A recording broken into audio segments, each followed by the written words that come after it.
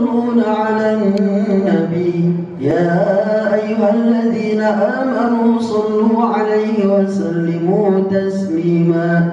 يا معاشر المسلمين وزمرة المؤمنين رحمكم الله، روي عن أبي هريرة رضي الله عنه أنه قال النبي صلى الله عليه وسلم: إذا قلت لصاحبك يوم الجمعة أنصت والإمام يخطب فقد لغوت، ومن لغوا فلا جمعة له.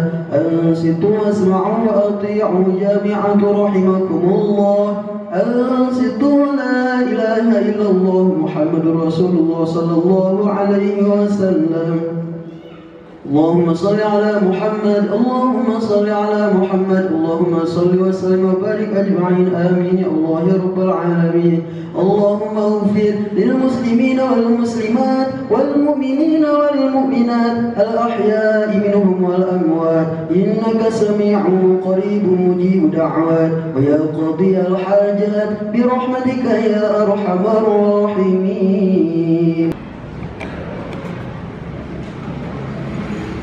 Alhamdulillah alladzi hadana lihadza wa ma kunna linahtadiya laula an hadana Allah. Asyhadu an la ilaha illallah wahdahu la syarika lah. Asyhadu anna Muhammadan abduhu wa rasuluhu la nabiyya ba'da. Allahumma shalli wa sallim ala sayyidil mursalin sayyidina Muhammad ibn Abdillah wa ala alihi wa ashabihi wa man tabi'ahu ila yaumil qiyamah. Amma ba'du, fa ya ibadallah sini wa iyyakum bi taqwallah faqad fazal muttaqun. Qala Allah Ta'ala fi kitabihil karim, a'udzu billahi minasy syaithanir rajim. Bismillahirrahmanirrahim. Wasta'inu bis sabri was shalah wa innaha lakabiratun illa 'alal khashi'in. Wa qala fi ayatin ukhra alladziina amanu wa tatma'innu qulubuhum bi dzikrillah ala bidzikrillahi tatma'innul qulub. Sadaqallahul adzim. Puji dan syukur mari kita sampaikan kepada Allah Subhanahu wa taala yang telah memberikan kepada kita kenikmatan-kenikmatan yang tidak mungkin bisa kita hitung. Salah satu kenikmatan besar hari ini saat ini adalah Allah mampukan kita bisa ibadah kepada Allah di hari Jumat yang mulia ini. Mudah-mudahan ibadah kita senantiasa selalu diterima Allah Subhanahu wa taala. Mudah-mudahan ibadah kita bisa mengundang rahmat Allah Subhanahu wa taala. Amin ya rabbal alamin. Karena kata Rasul, ibadah itu tidak akan membuat kita masuk surga. Yang bisa kita masuk surga, yang membuat kita bisa masuk surga adalah karena Allah merahmati kita, karena Allah menganugerahi kita. Begitu hadirin wa hadirat rahimakumullah, teruslah minta petunjuk pada Allah, teruslah ibadah sebisa yang bisa kita lakukan, insya Allah, dan pasti ibadah ini berguna, berlaku seumur hidup kita sampai hayat di kandung badan. Amin ya rabbal alamin. Hadirin rahimakumullah, selaku khatib saya berkewajiban mengajak diri pribadi dan semua yang hadir di tempat ini, mari kita sama-sama senantiasa meningkatkan iman dan takwa kita kepada Allah Subhanahu wa taala. Karena siapapun kita, kedudukan apapun kita, sehebat apapun kita, tanpa iman, tanpa takwa, tidak ada artinya hidup kita ini. Hidup hanya sekedar menumpang di dunia, mungkin sekedar 60, 70, 80 tahun. Setelah itu kita tinggalkan dunia ini dan kita akan menuju alam lain yang Allah atur kemudian. Dan di alam lain itu kita nggak bisa beramal lagi, kita nggak bisa berbuat lagi, kita nggak bisa berbuat baik lagi. Jadi mumpung di alam dunia, yuk mari kita terus ibadah kepada Allah Subhanahu wa taala. Insyaallah mudah-mudahan Allah terima ibadah kita. Amin ya rabbal alamin.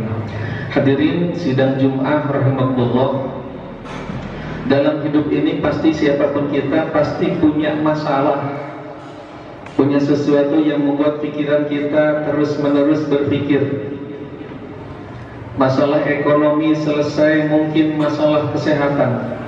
Datang lagi masalah kesehatan, masalah ekonomi, belum lagi masalah komunikasi, mungkin belum lagi masalah keluarga. Banyak masalah yang kita hadapi dari hari ke hari, memang manusia dihidupkan untuk mendapat masalah, tetapi masalah itu adalah bentuk cobaan dari Allah Subhanahu wa Ta'ala. Dengan masalah kita makin dewasa, dengan masalah kita makin tahu tentang makna hidup kita yang sesungguhnya. Jadi tidak mungkin siapapun kita tidak mungkin terlepas dari masalah. Siapapun pasti punya masalah. Namun terkadang sebagai manusia biasa ketika mendapatkan masalah, ada di antara kita yang putus asa. Ada di antara kita yang salah jalan, salah minta tolong, bahkan berputus asa, bahkan ada yang sampai bunuh diri gara-gara masalah.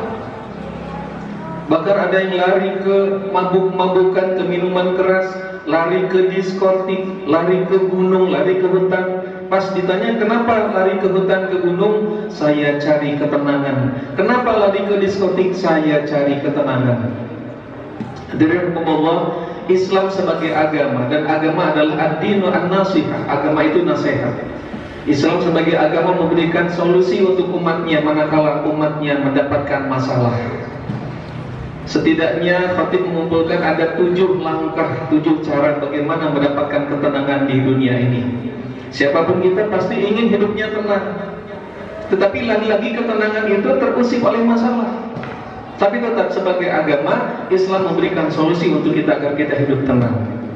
Yang pertama hadirin, yang akan membuat hidup tenang adalah karena kita ingat kepada Allah. Ini kalimatnya sederhana, bahasa Arabnya kira-kira zikrullah, zikir. Cuman pengertian zikir ini bisa kita lihat dari 2 sisi. Pertama, zikir dari sisi berzikir, mengucapkan kalimat-kalimat thayyibah, itu bisa bikin orang tenang. Gak percaya silahkan coba. Saat ada masalah ucapkan, ketika kita dapat musibah katakan innalillahi wa inna ilaihi raji'un. Dengan tulus ikhlas, dengan sadar bahwa kita berasal dari Allah dan kita akan kembali kepada Allah. Semua yang terjadi adalah di atas semua, atas aturan Allah Subhanahu wa Ta'ala. Selembar daun yang jatuh tentu bukan tanpa maksud. Allah jatuhkan pada saat yang tepat, Allah jatuhkan pada waktu yang tepat. Apalagi nasib kita sebagai manusia di dunia ini, sebagai khalifah di dunia ini. Jadi yang pertama adalah zikrullah, zikir kepada Allah. Saat dapat musibah innalillahi, saat dapat kenikmatan ucapkan alhamdulillah, mau makan bismillah, mau masuk rumah bismillah. Dan semua doa-doa yang kita ucapkan itu adalah bagian supaya kita mendapatkan ketenangan dari Allah. Kenapa? Kenapa bisa tenang? Karena kita ingat Allah. Kata ayat Allah yang lain, fadkuruni azkurkum. Fadkuruni, sebut aku, ingat aku, azkurkum, maka aku akan ingat sama engkau. Jadi pamihoyong di emut ku Allah, ingin ditolong Allah, sing emut kau. Fadkuruni, sebutlah aku kata Allah, ingatlah aku kata Allah. Mungkin pengertiannya bisa nyebut, bisa ingat. Yang tadi Fatih jelaskan adalah mengucapkan, jadi sekedar melafazkan kalimat-kalimat thayyibah itu yakin bisa mendatangkan kenikmatan, ketenangan. Banyak di antara saudara kita, maaf, yang masuk, misalnya yang ikut Thariqah Naksabandiyah misalnya, beliau begitu tenang ketika mengucapkan la ilaha illallah, mendapatkan ketenangan. Dan kita yang misalnya yang tidak, paling tidak habis sholat kita wirid, nikmat wirid itu, nikmat senikmat-nikmatnya, asal wiridnya diresapi. Jadi kunci pertama itu zikrullah. Pengertian kedua yang dimaksud zikrullah itu bukan sekedar mengucapkan, tapi pakai maknanya, pakai perasaan. Kita nyebut Allahu Akbar, betul bahwa Allahu Akbar. Saat kita sholat kita ucapkan Allahu Akbar, Allah Maha Besar, yang lain kecil. Makanya sholat mengajarkan ibadah sholat di masjid, siapapun yang di depan boleh yang di depan. Yang di depan tidak harus, maaf, yang punya jabatan misalnya, atau yang punya identitas tertentu, tidak. Siapapun boleh di depan. Sama saat sholat, kita sujud semua. Kepala yang kita agung-agungkan ini ada di bawah, persis sama dengan kaki kita. Artinya apa? Allahu Akbar, nggak perlu kita sombong. Sebentar, yang kaya sebentar kaya itu, yang berkuasa sebentar, berkuasa itu hanya sebentar, tidak lama. Yang berpengaruh tidak lama. sebentar lagi juga akan habis. Jadi apa sih yang harus kita sombongkan diri? Makanya Allah Akbar. Jadi zikir itu bisa jadi bukan sekedar mengucapkan, tetapi dengan maknanya. Ketika ada masalah, ingat, oh ini pasti dari Allah. Oh ini pasti ada hubungannya dengan, mungkin saya tadi dosa, mungkin tadi saya salah, makanya Allah kasih teguran buat saya. Selalu ingat. Jadi nggak galau, langsung ingat kepada Allah. Ketika ada masalah tidak galau, timbullah ketenangan. Itu yang pertama. Yang kedua, hadirin Allah, kunci mendapatkan ketenangan adalah mensyukuri nikmat sekecil apapun. Saya katakan sekecil apapun. Karena kalau nikmat kecil sering kita syukuri, apalagi nikmat yang besar. Yang kecil saja kita syukuri, apalagi yang besar. Kata kita nggak sadar. Saat ini saja jutaan nikmat, miliaran nikmat yang sedang kita rasakan. Kita sedang merasakan kenikmatan bisa ibadah.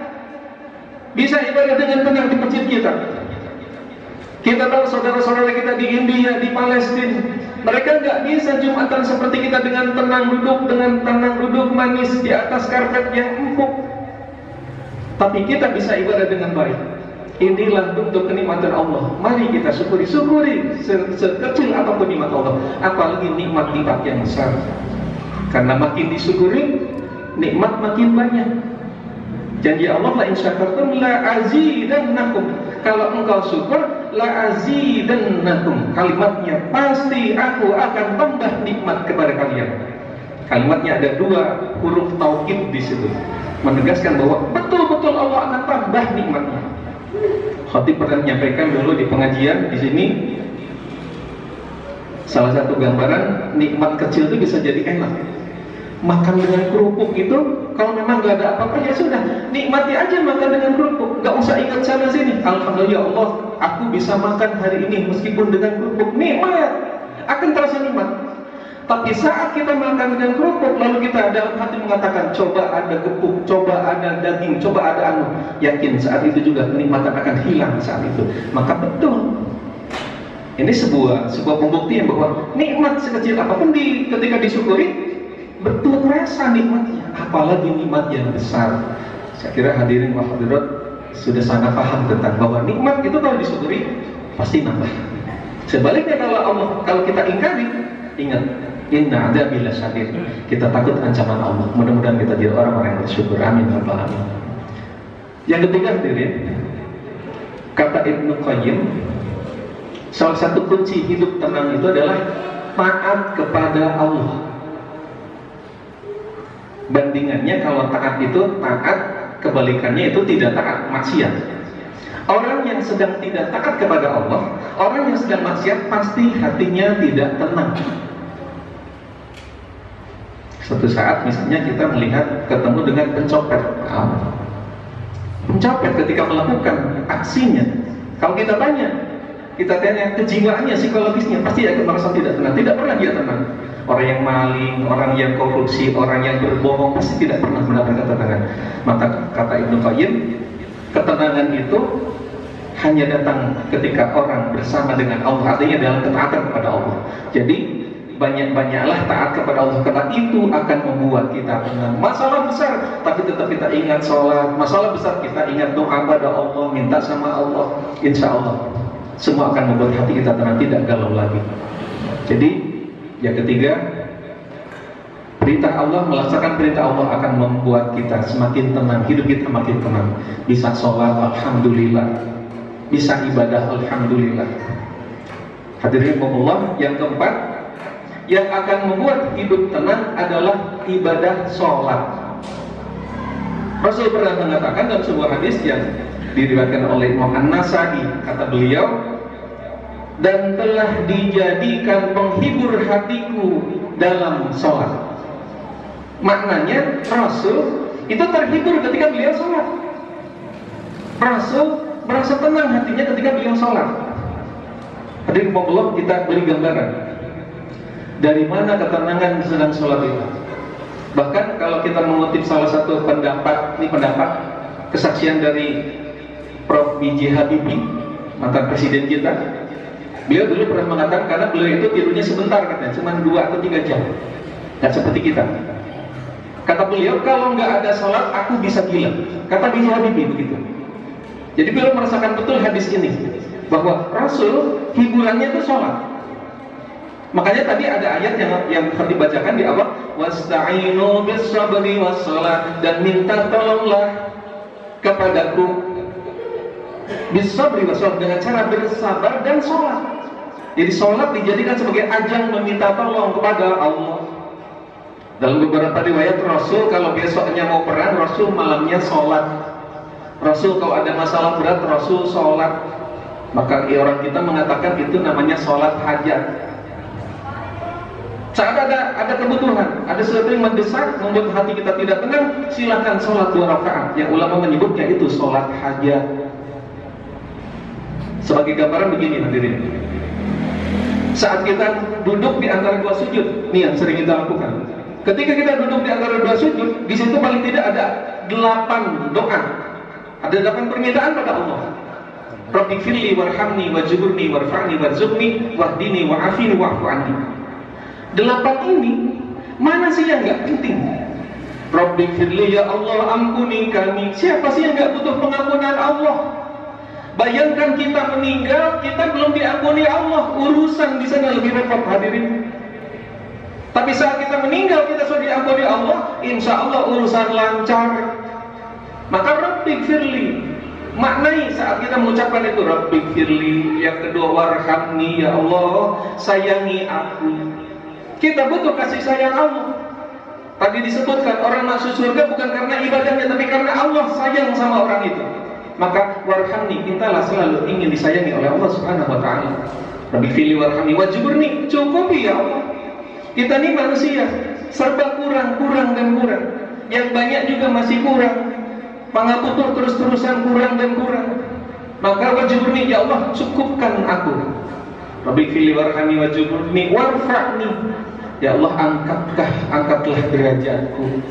Kita hanya hidup seperti ini, tapi kalau diangkat derajat sama Allah, insya Allah mulia. Mulia kata Allah, mulia menurut semua manusia.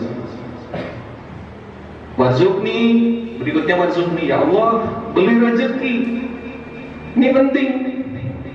Saat kita mengatakan dalam duduk di antara 2 sujud, wajburni warfa'ni warzuqni, ya Allah berikan aku rizki. Apa saja rezeki itu, mungkin uang, mungkin kesehatan, mungkin kesempatan bisa ibadah, rezeki, keluarga pada sehat. Bisa jadi uang nggak ada, uang tinggal berapa rupiah, tapi keluarga pada sehat, anak sehat, istri sehat, alhamdulillah rezeki. Warzuqni wahdini, berikutnya minta petunjuk sama Allah. Rezeki banyak, sehat, tapi nggak dapat hidayah, masya Allah, nggak datang kita ke masjid ini karena nggak dapat hidayah. Jadi membuat kita mau datang ke sini karena ini hidayah Allah. Hidayah Allah, Allah sayang kita, Allah ngasih hidayah sama kita.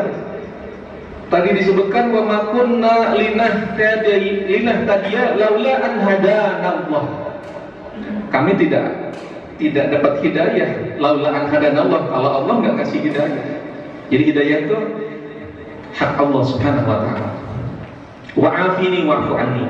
Yang ke-7 dan ke-8, wa'afini, ya Allah sehatkan kami. Sehat wal afiat, bahasanya kita suka nyebut di sehari-hari nyebutnya sehat wal afiat. Afiat itu sehat ya lahir ya batin. Sehat jadi kita ibadah, sehat pakai ibadah, itu afiat namanya.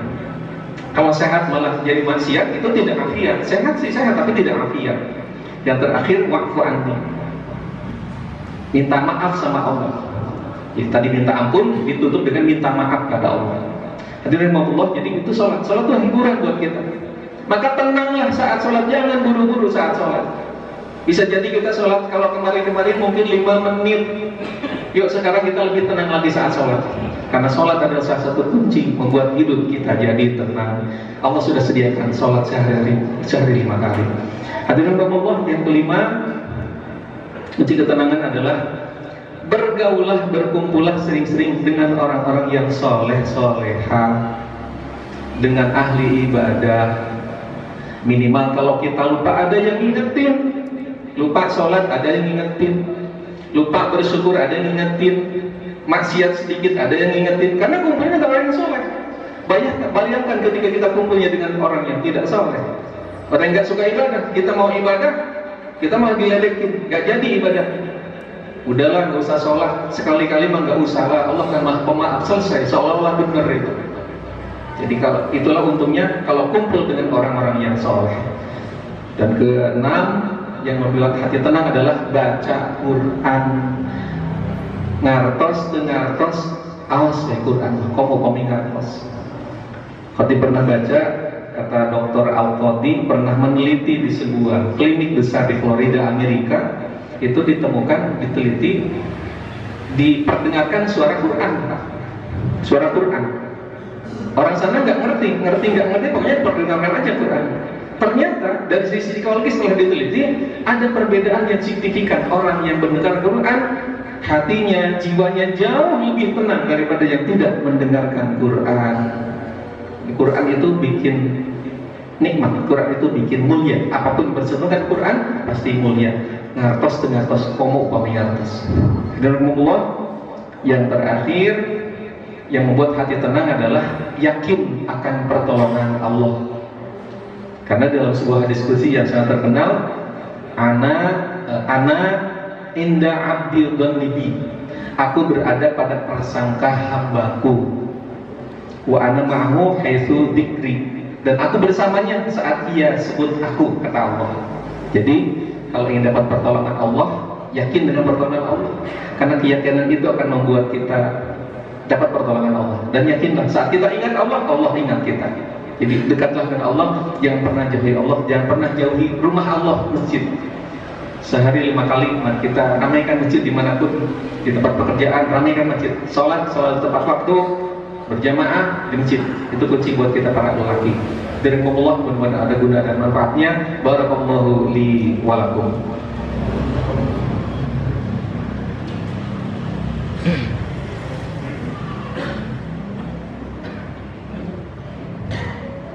Alhamdulillah, syahadu an la ilaha illallah, syahadu anna Muhammadan Rasulullah. Allahumma shalli ala sayyidina Muhammad wa ala ali sayyidina Muhammad. Amma ba'du, fa ya ibadallah sini wa iyyakum bittaqwallah faqad fazal muttaqun. Hadirin rahimakumullah. Mudah-mudahan apa yang tadi diuraikan bermanfaat bagi khatib pribadi dan umumnya semua yang mendengarkan semuanya. Amin ya rabbal alamin. Dan mudah-mudahan Allah SWT mulai hari ini ke depan, mudah-mudahan kita betul-betul diamankan oleh Allah, dilindungi oleh Allah dari segala pandemi, dari segala mara bahaya, dari segala fitnah, dari segala cercaan-cercaan yang merugikan umat Islam. Mudah-mudahan Allah jayakan umat Islam, Allah jayakan muslimin, muslimat semuanya, Allah sehatkan, Allah berikan hidayah selalu, Allah sayangi kita semua. Amin, amin ya rabbal alamin. Allahumma ighfir lil mu'minin wal mu'minat wal muslimin wal muslimat al ahya'i minhum wa amwat. Allahumma a'izal Islam wal muslimin wa ahlikal kafarata wal zalimin bi rahmatika ya arhamar rahimin. Allahumma sallimna wal muslimin wa'afina wal muslimin wa qina wa iyyahum syarra masa'ibid dunya wad din. Rabbana la tuzigh qulubana ba'da idh hadaytana wa hab lana min ladunka rahmah innaka antal wahhab. Rabbana atina fid dunya hasanah wa fil akhirati hasanah wa qina adzabannar. Rabbana wa taqabbal du'a walhamdulillahi rabbil alamin. Ibadallah innallaha ya'muru bil 'adli wal ihsani wa ita'i dzil qurba wa yanha 'anil fahsya'i wal munkari wal baghi 'ya'idukum la'allakum tadhakkarun. La dzikrullah akbar. Astaghfirullah li wa lakum. Allahu akbar, Allahu